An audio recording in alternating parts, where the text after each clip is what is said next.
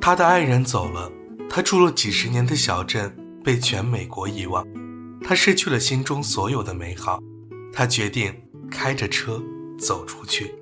光野23世成年人的睡前小故事，我是阿月，每天为您带来不同的温暖故事。如果你不知道未来在哪里，如果你想在旅行中收获些什么，相信我，今晚的故事或许会适合这样的你。一起来看无依之地。故事开始前，别忘了点击右下角的订阅按钮，让阿月的声音陪伴你每一个晚上。你知道在如今的当今美国有这样的一群人吗？他们被称之为现代游牧民族。这些人大多数为低收入人群，住房成本逐年攀升，而他们工资水平依然还是那么多。他们的美国梦破碎了，他们放弃了租房和住房，直接搬进厢式货车里，在全美国四处流浪，哪里天气好就去哪里，哪里有临时工就在哪里停靠。有人称他们为无家可归的人，然而其中的一部分人并不是这样，这些人都有着一个个心碎的故事。他们在路上，他们也在找回自己。而今天福恩也要开始上路了。2011年1月31号，由于石膏灰甲板需求下降，美国石膏公司关闭了位于内华达州恩派尔小镇已经经营88年的工厂。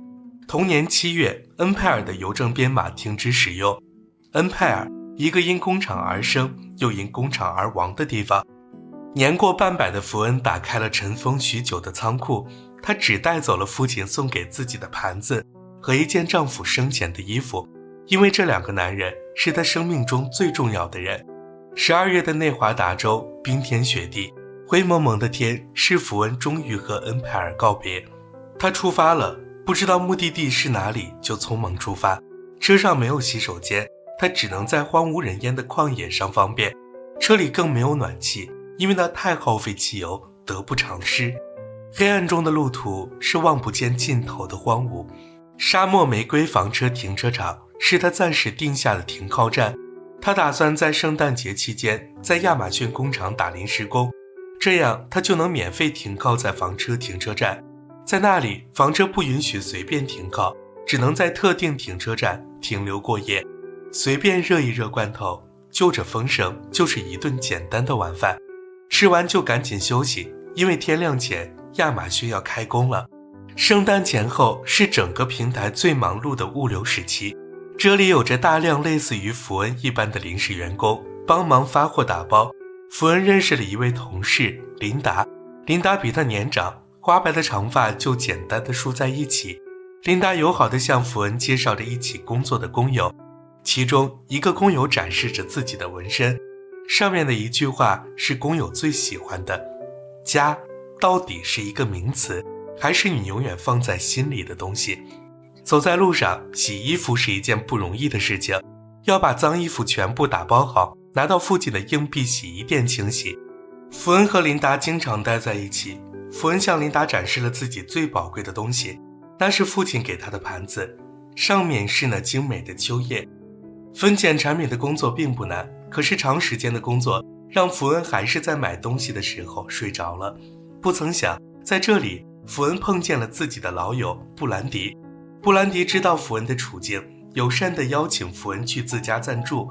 福恩委婉地拒绝了，却在朋友的姑娘口中听到了不一样的版本。 My mom says that you're homeless. Is that true? No, I'm not homeless. I'm just houseless. 生活总是在小小的拐角处给你放了不一样的惊喜，有时候是善意的，有时候却是恶意的。马上圣诞节了，福恩也需要音乐，也需要在寒冷的夜里有一个听自己说话的人。琳达也是一名房车客，之前她到处找工作递申请，彼时是2008年，经济危机下琳达几近崩溃，她想到了了结自己，可看着自己的可爱狗狗，她最终还是放弃了这个想法。琳达这一生充满了坎坷，12岁就开始工作，还生养了2个女儿，干了一辈子的工作，到了最后社保里面只有550美元。那个时候琳达在网上看到了一个叫鲍勃的人在宣传廉价的房车生活，于是琳达上路了，她向福恩展示了鲍勃的视频。鲍勃每年都会举办一个叫做轮胎流浪者营地的活动，在亚利桑那州一片广袤的沙漠中，琳达邀请福恩，却被福恩拒绝了。他觉得这不是他的旅途，他的旅途中不应该出现第二个人。圣诞节这一天，亚马逊的工作结束了，外面万家灯火，烟花阵阵，而福恩却蜷缩在自己的货车里，冻得直打喷嚏。一个不会发光的圣诞节头饰，一碗不再热的汤，是福恩给自己的节日礼物。次日，当福恩准备离开时，他发现了车友的狗狗，这才得知对方因为中风已经被女儿接走。停车场人员委婉地告诉福恩，亚马逊支付停车场费用直到周四，之后每个月是$375。福恩本想议价，看看能不能在这里再找份工作，可结果正如对方说的，在这里找工作很难。临走时，车友的狗狗在寒风中呜呜咽咽，只是福恩根本管不了，因为如今的他自己活下来都很艰难。福恩本是一名英语老师，但他的年纪太大，对方直接建议他退休。可福恩自己知道他不能退休，因为单靠养老金他活不下去。没钱停车，福恩只能把车停在了加油站附近。加油站老板好心提醒福恩，如今天寒地冻，晚上可以去教堂里面的免费床位休息避寒。福恩还是拒绝了，他自己知道自己是无房可归，可不是真正的流浪汉。夜晚气温降到了冰点，外面苦寒凛冽，单薄的被窝更加让人觉得无法温暖。福恩只能早早爬起来，看着昏暗的天地发愁。如今这里没工作，没法停车，冰天雪地的环境只能让福恩被动地再次上路。他想到了琳达留给他的纸条，无奈的他只能决定一路向西，去往亚利桑那，去往那个轮胎流浪者营地。从冰雪到沙漠，中间差的是一个阳光的距离。人类是向阳的，我们的心也需要温暖。福恩来到这里的第一种感觉就是温暖。他见到了阔别多日的琳达，也见到了那个组织者大胡子鲍勃。鲍勃告诉众人，如今的社会到底怎么了？我们不仅接受了美元的暴政，还欣然套上了美元暴政的枷锁。这让我想到了驼马，干重活心甘情愿工作到死的驼马，最终被放逐到草原，这就发生在我们身上。所以我们必须互相扶持，互相帮助，这就是这个营地的目的。今晚的晚餐是营地提供，福恩终于不用再吃那些罐头，可以好好的吃点肉，饱餐一顿。夜晚，所有人围着篝火分享着自己的故事。有人是越战老兵，因为创伤后遗症，听不得噪音，看不得烟花，他在路上寻求安宁。有人本想和一家人全国旅行，谁知父母相继死在了路上，他在路上寻求治愈。有人因为在退休前身患重病的工友处得到启发，准备提前退休，在路上寻求新的方向。每个人的名字和故事都不同，但是每个人的称呼都相同，他们都是心碎的人，都是寻找方向的迷失者。金色的朝阳为连绵的山脉抹上希望的色彩，那高耸的仙人掌却勇敢地朝着黑暗比出了胜利的微型手势。金色阳光下，福恩找到了鲍勃，讲述了自己的故事。失去了丈夫，失去了朋友，失去了小镇，福恩就像一个被老天抹掉一切的可怜人，在现实中茫然的破碎。鲍勃给了福恩一个新的建议，既然过去的自己已经被抹除，莫不如试着融入这里，先见天地，后见人间，或许最后就能见到自己。福恩接受了，他看着大小不一、各式各样的房车，似乎这些就是他新的邻居。他在清晨走过这片苍茫的社区，不需要想什么，也不需要回忆什么，只需要放空，再放空，把自己交出去，交给这美丽的金色和那宁静的广阔苍穹。在这里，福恩学到了新的流浪攻略，如何补胎，如何利用水桶方便。在跳蚤市场上，福恩认识了一个新的朋友，戴夫。他们看到了真正的房车，那才叫做真正的诗与远方。福恩摸着方向盘，满脑子都是如果和丈夫一起开出去的美好。夜晚，众人用纸板做成了豪华房车，放在篝火上，熠熠生辉。我们可能一辈子都拥有不了那昂贵的奢华，可我们却在温暖的火光中怀念、梦想、期盼。如果有一辆房车带着我，那么一个人的夜或许不再寒冷和寂寞。大家都是生命的流浪者，散是满天星，聚在一起可以欢笑，可以歌唱，可以共舞。戴夫邀请福恩一起共舞。自从丈夫死后，福恩从来没有如此近距离和异性接触。她害羞地扭动着，却在戴夫和众人的欢笑中渐渐地找回了青春的感觉，如同18岁的自己。然而快乐总是短暂的。第二天的清晨，聚会结束了，福恩微笑地挥手送别了一辆辆他认识和不认识的房车。这片天地承载了欢笑，而如今只剩下自己和另一个不认识的客人。洗衣期间，福恩注意到了墙上的招聘广告，他为自己找到了一份在采石场的兼职工作。期间，福恩好心地帮助了一群年轻人卖掉了手中的石头。他们也是流浪者，但是却跟福恩不一样，更类似于之前的吉普赛人。期间，一位年轻的牛仔向福恩索要香烟，福恩给了他，并送给他一个打火机，因为他开始相信鲍勃之前说的话，一切或许都在路上，或许善意都会开花结果。谁知回到车边，自己的货车爆胎了，无奈福恩只能找到对面的邻居斯万基寻求帮助。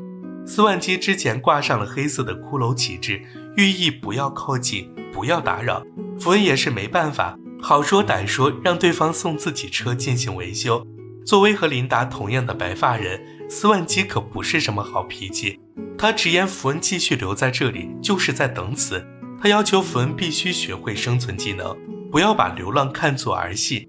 作为回报，斯万基想在这段时间帮助福恩掌握技巧，同时也需要福恩帮助自己准备继续上路的东西。福恩也想不到斯万基竟然会自己修补车漆，他在对方的提醒下注意到自己的车早已破碎不堪。不久后，斯万基准备送出自己不要的东西，他利用脸书告知了附近的人，坚信总会有人拿走需要的东西。福恩找到了自己喜爱的躺椅，他看到了斯万基精心收藏的石头。此时斯万基一阵头痛，几乎要站不住了。福恩这才得知斯万基已经病入膏肓，身怀肺癌晚期，只有7个月的寿命。这一次斯万基上路是想再去一次阿拉斯加，因为当初在那里他有着无与伦比的回忆。他不是没想过一了百了，可是他选择的方式却与众不同。我已经75岁了，这一辈子我活得不错。我在到处划皮艇的时候见过很多美好的事物，比如爱达荷河边的麋鹿，还有在科罗拉多的湖上一个大大的白色鹈鹕落在我的皮艇前方，还有在划过一个弯角后有一块悬崖，我看到几百只燕子停在悬崖上，几百只燕子在天空中飞舞，倒映在河面上。那一刻我像是和燕子一起飞起来了。雏燕刚刚出生，蛋壳从悬崖落在水面，那些小小的白色蛋壳太美妙了。那一刻我觉得我的人生已经完整了。如果我在那一刻死去的话，对我来说完全没有问题。那一个黄昏，孤独的仙人掌找到了暂时可以依靠的伙伴。余晖之下，斯万基给了福恩自己心爱的石头。斯万基给了很多朋友石头，他在幻想，如果有一天自己走后，朋友们能围坐在篝火边，将石头投入火中来纪念我。念念不忘，必有回响。那些脸书上的陌生人来了，开心地拿走了斯万基的礼物。福恩第一次见到了死亡的坦然，他害怕离别，不知道在这个灰暗的清晨如何向新的朋友告别。或许一切说不出再见，或许还有再见的欢乐天。这一刻她想丈夫了，那段爱的回忆在胸口翻涌，伴随着歌声飘飘荡荡，九转回肠。福恩第一次张口向斯万基说出了自己的故事。当年丈夫病重，福恩几乎陪伴了爱人在医院度过了无数日月。有那么一刻，她真想把丈夫的震惊期按得久一些，或许这样生活就不再痛苦。斯万基知道这些不是真话，爱一个人是哪怕痛苦也依然默默地甘之如饴。这一次理发是生死两隔，是永远不再见。福恩知道他说的话斯万基不会告诉别人，因为斯万基会带着自己的心声走向死亡。要不要来一杯？要不要敬我们的朋友？不是那种每天都能见到的朋友，让我们要敬的是要离开的朋友。我想你们知道我说的是谁，不得不上路的朋友，永远在我们心里的朋友。你是否听到我歌里的布鲁斯？你是否看到我啤酒中的血？帮我用笑赶走痛苦吧，用笑擦干我的泪水。老人的歌曲是下一站路途的延续。福恩似乎放下了什么，他不再穿着厚厚的外套，单薄的睡衣，清凉的拖鞋，陪着他见过那些荒芜的小镇，被人遗忘的历史。他会感受着岁月催人老的无形残酷，也会站在山谷的最高点，俯瞰万千郁郁葱葱，大喊出自己的名字，静静等待自然的回馈。你看，那健硕的野牛在这里孤身一匹，却怡然自得。你看，那赤裸的自己在静谧的河水中，可以和天地坦诚相见。黄沙百万里，芳草郁郁深，奇峰沿天际，五字寻归心。宇宙的浩瀚，自身的卑微，自然的空灵，万物的生机。福恩真正体会到了鲍勃说的第一句话：见天地，见万物。不知不觉间，车开到了一处新的露营地，福恩成了新的营地管理员。在这里，熟悉的人们回来了，他见到了久违的戴夫，更和琳达再次成为了一起工作的同事。擦拭洗手间，没事开着车到处闲逛。福恩觉得这里是属于他们二人的荒漠乐园，一张面膜，一张躺椅，也是独属于自己的荒漠美容院。休息日，福恩和琳达来到了附近的国家草地公园，没想到戴夫竟然是这里的工作人员。福恩不喜欢千篇一律的旅行团，自己跑进了石林之中。他想看的从来和别人不一样，他想找的也永远是独属于自己的。饮酒时，琳达提出了自己的一种理念，她想打造一个名叫地球之船的房子，用轮胎和废弃物料做成，不会产生垃圾，自给自足，能传给后代，更不会被别人收走。这一次走的人是琳达。福恩再次和朋友告别，戴夫成为了福恩的新朋友。然而戴夫好心帮助福恩收拾时，不小心打碎了福恩父亲留给自己的秋叶餐盘。福恩一时间懵了，忍着发火把戴夫赶走。他想第一时间粘合那些碎片，可有些东西一旦破碎，预示着再也无法回到当初。有游客发现了福恩游牧人的身份，提醒福恩，你还戴着婚戒，说明你放不下。爱是一个循环，从哪里开始就要从哪里结束。此时戴夫生病了，福恩好心照顾，这才发现戴夫病得不轻，送到医院做了手术后才算稳定下来。戴夫想挽留福恩，希望福恩能跟自己一起在商场餐厅工作。福恩没有回答，因为他感受到了戴夫的好意，可为了生活他又不得不接受。忙的时候两人一起配合，闲的时候他们一起逛动物园，一起在旷野午餐，一起在万千星空中了解宇宙。这是福恩第一次让目光飞向了整个宇宙。你看，那织女星的光芒来自于1987年。你看，那木星的原子在爆炸后不断滋养着地球的土壤。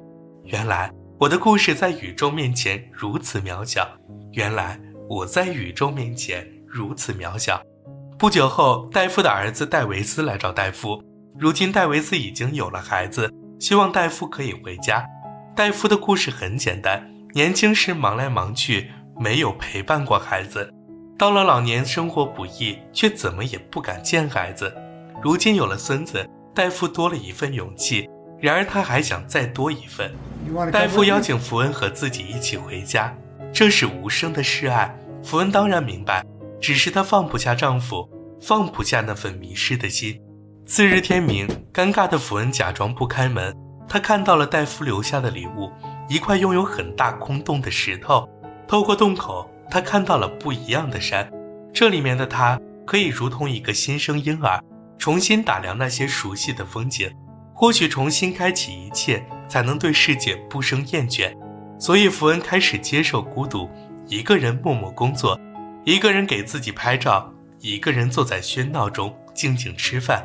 深夜的小镇可以是孤独的，也可以是宁静的。黄昏的山丘可以是年轻人的，也可以是老人的。福恩再次出发，这一次是10月份收获甜菜的工厂。忙碌了整整1天1夜，福恩只喝了1杯可乐。在这个凌晨4点，他收到了斯万基的信息。斯万基找到了自己的终点，那个万雁群飞、雏鸟落地的碧海蓝天。他找到了自己的归宿，死亡也成了另一种新的开始。再见，斯万基，再见，亲爱的朋友。又是一个通宵赶工，疲惫的福恩坐在了甜菜旁。小小的甜菜如果堆积在一起，原来可以如此巨大。好不容易得到加班费的福恩，终于可以加餐吃一次炸鸡，却在被不速之客敲响车门时吓得不知所措。原来这里不让停车过夜，福恩只好兜兜转转寻找新的地方。第2天，货车坏了，修理工说货车已经老旧，修的钱已经赶上买辆新的了。然而福恩不肯卖，因为这不单是回忆，更是他的家。无奈，福恩打电话给妹妹多莉，不曾想妹妹多莉不肯汇款，非要让福恩回家一趟。福恩只好乘坐巴士抵达了妹妹多莉的家。多莉如今生活得不错，丈夫乔治从事房地产业，自己一家人可算是衣食无忧。原来当年乔治和福恩是好友，正是福恩把乔治介绍给了自己的妹妹。吃饭时，几个男人聊起了如今的房产行业。如今萧条过去，正是大举炒房狠赚一笔的时候。福恩辩驳乔治，为何你要鼓动大家花一辈子的积蓄，背着贷款去买一栋根本消费不起的房子？乔治却认为，不是所有人都能跟你一样抛下一切，说走就走。多莉了解姐姐福恩，福恩不是第一次这么做了。自小时候开始，福恩就是别人眼中的异类，说走就走，从来不和所有人在一起。多莉还是希望姐姐留下，但是福恩知道她待不住，那个心理上的洞需要时间，需要路途来填满。如果安定在一个地方，那个洞就会慢慢吞噬掉自己。只有一直在路上，福恩才能获得内心的安宁。福恩离开了妹妹的家，再次上路。这一次他遇见了那个有过一面之缘的小牛仔。小牛仔回赠给福恩一个打火机，说上面的装饰是恐龙化石。小牛仔是徒步流浪者，他的故事更简单，爱上了农场主的姑娘，而姑娘却对他毫不在意，所以他决定每到一个地方就给姑娘写一封信。福恩认为写信不如写诗，或许可以用自己婚礼上的那一首莎士比亚第18号14行诗：能否把你比作夏日璀璨，你却比夏季更可爱温存。狂风摧残5月花蕊娇艳，夏天匆匆离去，却毫不停顿。苍天明眸有时过于灼热，金色面容往往蒙上阴翳，一切优美形象不免褪色，偶然摧折或者自然的老去。而你如仲夏繁茂不凋谢，秀雅风姿将永远翩翩，此生无法比你气息奄奄，你将永生于不朽诗篇。只要人能呼吸眼不盲，这诗和你将千秋流芳。小牛仔走了，福恩这一次去往的是另外的景色，既浮游于天地，渺沧海之一粟。那些古树不知活了多少年，高耸入云端，那些树根不知道见证了多少岁月，硕大如牛。贫穷、孤独、苦难、死亡都不是放弃的理由，应如蜻蜓点水，永远让心停靠在无依之地。福恩见过了天地，这一次他想见自己。他来到了戴夫的家，想看看那个默默爱自己的男人。这里是一个温暖的家，也有着欢乐的一家人。戴夫希望福恩留下，作为女主人永远留下。他喜欢福恩，希望福恩可以接受自己。可是看着放在自己苍老手掌中的小手，福恩感受到了来自于生命的暖意。可口的饭菜后，戴夫儿媳也希望福恩留下。福恩讲述了那个小镇上自己的家，那里是镇子的边缘，后院就是一望无际的荒漠。炉火边，戴夫父子2人的合奏让福恩有一点恍惚，这里何尝不是自己想要的生活？或许我可以重新开始，或许我可以放下那个深爱的丈夫。深夜，福恩在温暖的房间中惊醒，他害怕失去了那份回忆，硬着头皮躲进了自己的货车。想了整整一夜，福恩决定把一切交给自己的内心。清晨时，他回到了戴夫的房子，坐在主人的位置上，倾听自己内心深处最真实的声音。终于，他有答案了。福恩再次不告而别，一往无前地冲向那辽阔的海边。惊涛拍浪，卷起千堆雪，一只海鸥勇敢地穿梭于苍茫天地间。我爱它，我爱这份回忆，我更爱自己，我爱这不停歇的宁静。福恩笑了，他终于见到了自己最真实的自己，也终于明白爱和回忆是可以并存的。